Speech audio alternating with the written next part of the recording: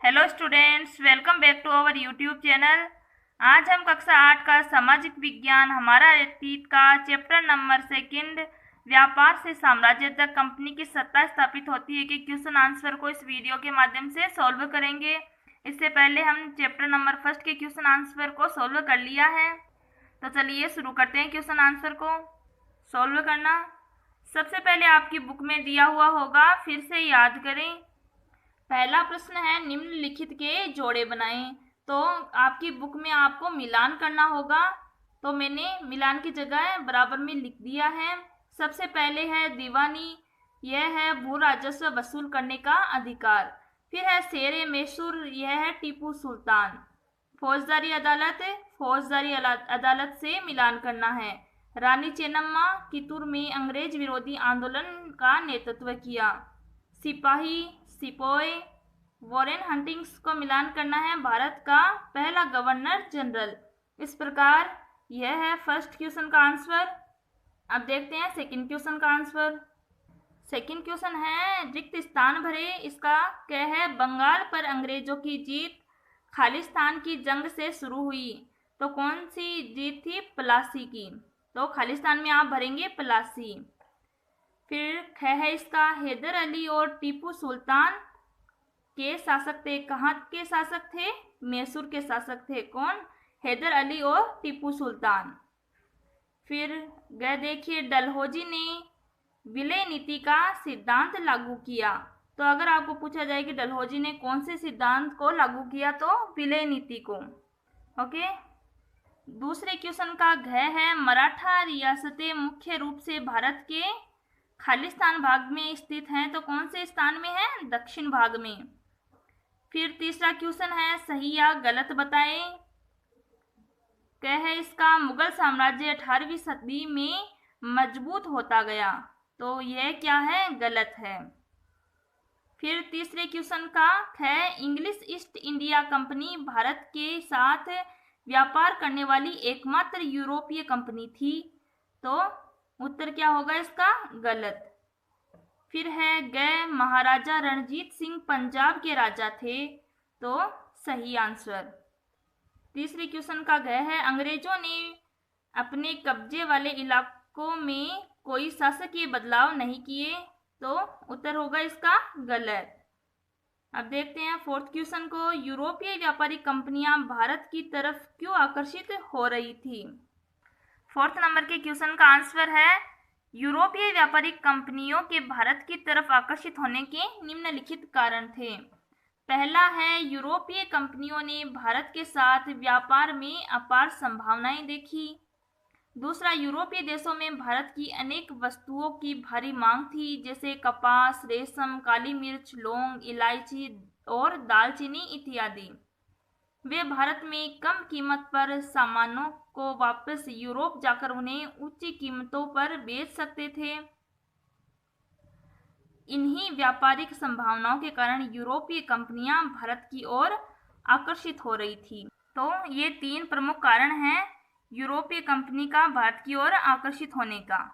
इस प्रकार यह फोर्थ नंबर के क्वेश्चन का आंसर है। अब हम देखते हैं फिफ्थ नंबर के क्वेश्चन को। फिफ्थ नंबर का क्वेश्चन है बंगाल के नवाबों और ईस्ट इंडिया कंपनी के बीच किन बातों पर विवाद थे। बंगाल के नवाबों और कंपनी के बीच विवाद के कारण। पहला कारण, नवाबों ने कंपनी को छूट देने से मना कर दिया था।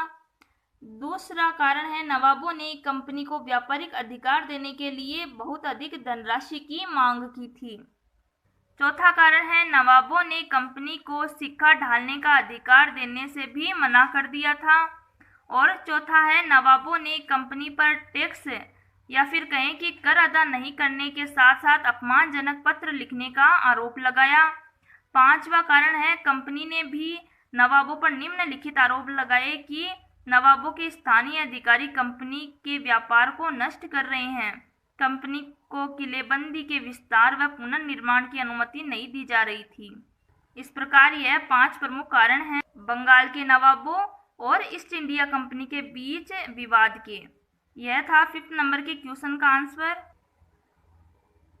अब है सिक्स्थ नंबर का क्वेश्चन, दीवानी मिलने से ईस्ट इंडिया कंपनी को किस तरह फायदा पहुंचा? तो दीवानी मिलने से कंपनी को फायदा, देखिए पहला फायदा हुआ, दीवानी मिलने के कारण कंपनी को बंगाल के विशाल राजस्व संसाधनों पर नियंत्रण मिल गया। दूसरा, कंपनी भारत को ज्यादातर वस्तुएं ब्रिटेन से लाए गए सोने चांदी के बदले खरीदती थी, लेकिन अब उसे ब्रिटेन से सोना चांदी लाने की आवश्यकता ही नहीं रही। तीसरा है, अब कंपनी भारत से होने वाले लाभ से अपने खर्च चला सकती थी, जैसे सूती रेशमी कपड़ा खरीदना, अपनी सेना के खर्चे की पूर्ति करना और कलकत्ता में किले और दफ्तरों के निर्माण का खर्चा उठाना इत्यादि। इस प्रकार ईस्ट इंडिया कंपनी को बहुत फायदा हुआ। यह था 6th नंबर के क्वेश्चन का आंसर। अब देखते हैं 7th नंबर क्वेश्चन को। East India company Tipu Sultan को खतरा क्यों मानती थी?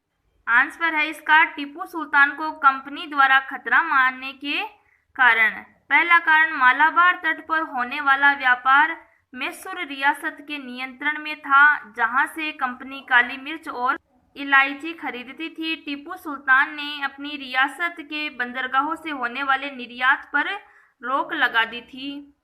दूसरा है, टीपू सुल्तान ने भारत में रहने वाले फ्रांसीसी व्यापारियों से घनिष्ठ संबंध स्थापित किए और उनकी मदद से अपनी सेना का आधुनिकीकरण किया। और तीसरा है, टीपू सुल्तान ने स्थानीय सौदागरों को भी कंपनी के साथ व्यापार करने से रोक दिया था। इस प्रकार यह 7th नंबर के क्वेश्चन का आंसर है। चलिए अब देखते हैं 8th नंबर के क्वेश्चन को। सब्सिडियरी अलायंस यानी सहायक संधि व्यवस्था की व्याख्या करें। तो आंसर है इसका, सहायक संधि का अर्थ, गवर्नर जनरल लॉर्ड वेलेली ने भारत में कंपनी के शासन के विस्तार के उद्देश्य से सहायक संधि को अपनाया था। इसे सहायक संधि इसलिए कहा जाता है कि जो भी भारतीय शासक इस संधि की शर्तों को मानने के लिए तैयार हो जाता था, कंपनी उसकी सुरक्षा में पूर्ण सहयोग करने का वायदा करती थी। आगे के प्रश्न का उत्तर है सहायक संधि की शर्तें। पहला है, भारतीय शासकों को अपनी स्वतंत्र सेना रखने की इजाजत नहीं होगी। दूसरा, जिन शासकों की सुरक्षा का भार कंपनी पर होगा, वे इसके लिए कंपनी को शुल्क प्रदान करेंगे। शुल्क नहीं देने की स्थिति में कंपनी दंड के रूप में शुल्क के बराबर राजस्व वाला क्षेत्र शासक से छीन लेगी। तीसरा है, शासक को अपने दरबार में एक अंग्रेज रेजिडेंट रखना होगा जो शासक की गतिविधियों पर नजर रखेगा। इस प्रकार यह था 8वें प्रश्न का उत्तर। 9वां प्रश्न है, कंपनी का शासन भारतीय राजाओं के शासन से किस तरह अलग था? भारतीय राजाओं के शासन और कंपनी के शासन में अंतर। पहला है, भारतीय राजाओं ने अपने राज्य का प्रशासनिक तथा राजस्व विभाजन विभिन्न इकाइयों में कर रखा था, परंतु ये इकाइयां ब्रिटिश प्रशासनिक एवं राजस्व इकाइयों की तरह प्रभावी नहीं थी। कंपनी ने प्रेसिडेंसी के रूप में एक नई प्रशासनिक इकाई बनाई थी, जिसका शासक गवर्नर के पास होता था। फिर दूसरा अंतर है, कंपनी द्वारा पुलिस तथा राजस्व व्यवस्था भारतीय शासकों द्वारा राजस्व व्यवस्था में काफी सुधार किया गया था, जबकि भारतीय शासकों द्वारा पुलिस तथा राजस्व व्यवस्था को सुधारने के लिए किसी भी प्रकार का प्रयास नहीं किया गया। फिर तीसरा है, भारतीय राजाओं के शासन में न्यायिक व्यवस्था प्रभावी नहीं थी। एक ही तरह की अदालत दीवानी तथा फौजदारी दोनों तरह के मुकदमों की सुनवाई करती थी, जबकि अंग्रेजों ने एक आधुनिक एवं विकसित न्यायिक व्यवस्था स्थापित की थी। प्रत्येक जिले में अलग अलग दीवानी व फौजदारी अदालतें स्थापित की गई थी। 10वें नंबर का क्वेश्चन है, कंपनी की सेना की संरचना में आए बदलावों का वर्णन करें। तो आंसर है इसका, कंपनी की सेना की संरचना में आए बदलाव। पहला है, कंपनी ने पैदल और घुड़सवार सिपाहियों की जगह पेशेवर सैनिकों की भर्ती की। दूसरा है, कंपनी ने सैनिकों को यूरोपीय शैली में नई युद्ध तकनीकी से प्रशिक्षित किया। तीसरा है, कंपनी ने अपने सैनिकों को आधुनिक हथियारों जैसे मस्केट तथा मैचलॉक आदि से लैस किया गया। चौथा है, कंपनी ने सेना में यूरोपीय सैनिकों की संख्या बढ़ा दी तथा सेना के महत्वपूर्ण स्थान जैसे तोपखाना, टैंक इत्यादि पर यूरोपीय सैनिकों को नियुक्त किया गया। पांचवा है इसका, सेना में यह भावना जगाई कि उनका कोई धर्म जाति नहीं है, वह केवल सैनिक है। ब्रिटिश साम्राज्य के प्रति वफादारी रखना उनका कर्तव्य है। इस प्रकार यह 10वें नंबर के क्वेश्चन का आंसर है। आइए करके देखें। फिर है 11वां प्रश्न। बंगाल में अंग्रेजों की जीत के बाद कलकत्ता एक छोटे से गांव से बड़े शहर में तब्दील हो गया। औपनिवेशिक काल के दौरान शहर के यूरोपीय और भारतीय निवासियों की संस्कृति, शिल्प और जीवन के बारे में पता लगाएं। तो आंसर है इसका, औपनिवेशिक काल के दौरान शहर के यूरोपीय और भारतीय निवासियों की संस्कृति, शिल्प और जीवन में निम्नलिखित बदलाव आए। पहला है, औपनिवेशिक काल में कलकत्ता एक प्रशासनिक केंद्र बन गया था। यूरोपीय लोग उच्च स्तरीय सुविधाओं से पूर्ण क्षेत्रों में रहते थे, जबकि भारतीय लोग अनियोजित, सघन तथा सुविधाहीन क्षेत्रों में रहने को मजबूर थे। फिर इसका दूसरा है, कलकत्ता का विकास भारत के प्रमुख सांस्कृतिक रंगमंच केंद्र के रूप में हुआ था। नाटक, सामूहिक रंगमंच, भारतीय शास्त्रीय संगीत, धार्मिक तथा सांस्कृतिक उत्सवों आदि में लोग उत्साहपूर्वक भाग लेते थे। फिर इसका तीसरा है, औपनिवेशिक काल के दौरान कलकत्ता कई शानदार इमारतों का साक्षी बना। इसमें मिस्री, रोमन और प्राच्य तथा भारतीय मुस्लिम कलाकृतियों का उपयोग किया गया। भारतीय संग्रहालय, विक्टोरिया मेमोरियल इत्यादि इसके कुछ उदाहरण हैं। इस प्रकार यह था 11वें नंबर के क्वेश्चन का आंसर। यह है अंतिम प्रश्न। 12वां, निम्नलिखित में से किसी के बारे में तस्वीरें, कहानियाँ, कविताएं और जानकारियाँ इकट्ठा करें। झांसी की रानी, महादजी सिंधिया, हैदर अली, महाराजा रणजीत सिंह, लॉर्ड डलहौजी या आपके इलाके का कोई पुराना शासक।